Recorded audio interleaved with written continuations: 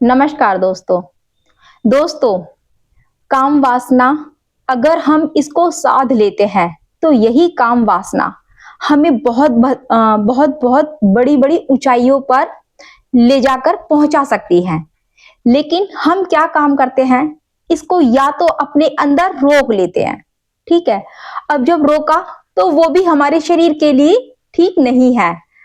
हमने अगर इसको बाहर निकाला तो वो भी ठीक नहीं है। तो ये दोनों ही स्थिति में ठीक नहीं है। अगर हमने बाहर निकाला तो ये जो हमारा शरीर है ये जवाब दे दे जाता है।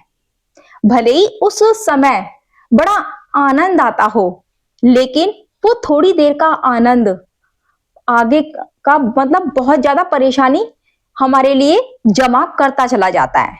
और फिर होता क्या एंड में, जब हम 40-50 साल की 60 साल की उम्र हमारी हो जाती है तो जो हमारे घुटने हैं वो बोल जाते हैं।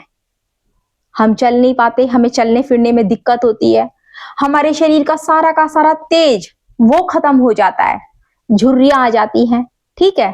तो ये हुई जो हमारे अंदर जो काम वासना है, हम उसको बाहर ही बाहर फेंकते रहते हैं। ये हुई फेंकने की मतलब जो हमें साइड इफेक्ट होते हैं। लेकिन अगर हमने उसको अंदर रोक के रखा तो जो हमारा दिमाग है ये भी शांत नहीं रहेगा, संतुलन नहीं रहेगा।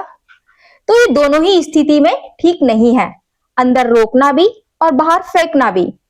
तो क्या है, इसका बैलेंस करना है। बैलेंस कैसे करोगे? इसको अंदर रख के इसको दिशा देनी है ध्यान की। जब हम ध्यान की दिशा देंगे तो ये क्या है, ऊपर की तरफ चढ़ना शुरू कर देगा। और जब ये ऊपर की तरफ चढ़ना शुरू कर देगा तो यही काम वासना ध्यान में मतलब ध्यान का रूप ले लेती है। और जब ये ध्यान का रूप ले लेती है तो हमारे अंदर ज्ञान झड़ने लगता है, ज्ञान उतरने लगता है।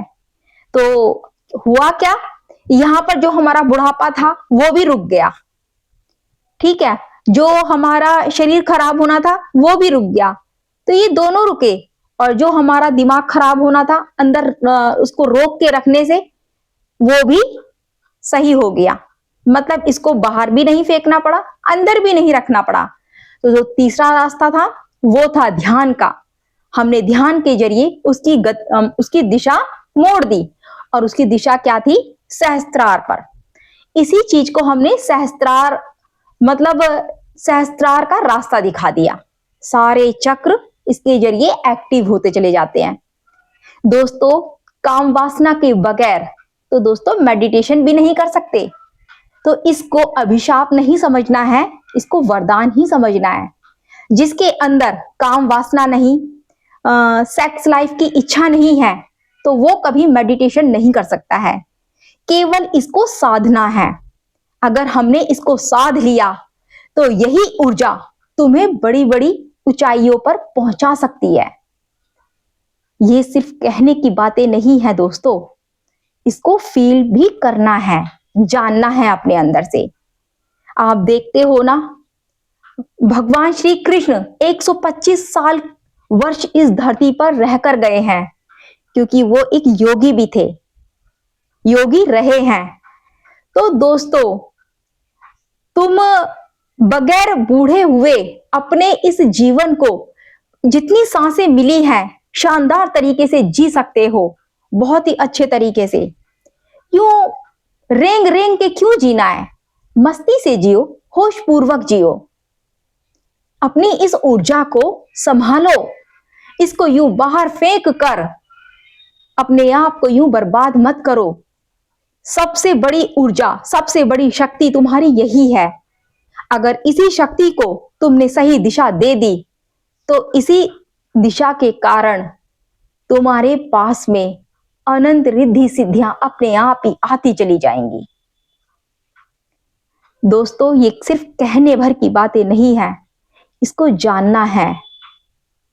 बोलते हैं ना कि काम वासना को अगर हमने दबा लिया तब भी विनाश का कारण बनती है। तो दबाना क्यों और क्यों बाहर फेंकना है इसे? ना बाहर फेंको ना दबाओ, इसको दिशा दे डालो, बस वहीं से तुम्हारा काम शुरू हो जाएगा। ना तुम्हारा दिमाग खराब होगा। कहते हैं ना कि दिमाग एकदम तिलमिला उठता है, क्योंकि ये भाई ऊर्जा है। ऊर्जा को अगर तुमने वहां पर समेट के रखने की कोशिश की तो तिलमिलाएगा ही ना। जब दिमाग तिलमिलाएगा तो तुम्हारे हाथों से, तुम्हारी विचारों से, इच्छाओं से गलत कार्य होंगे। तो इस ऊर्जा को दोस्तों सही दिशा दो। ये ऊर्जा है, इस ऊर्जा को अगर तुम एक ही जगह रखोगे तो ये जला देगी।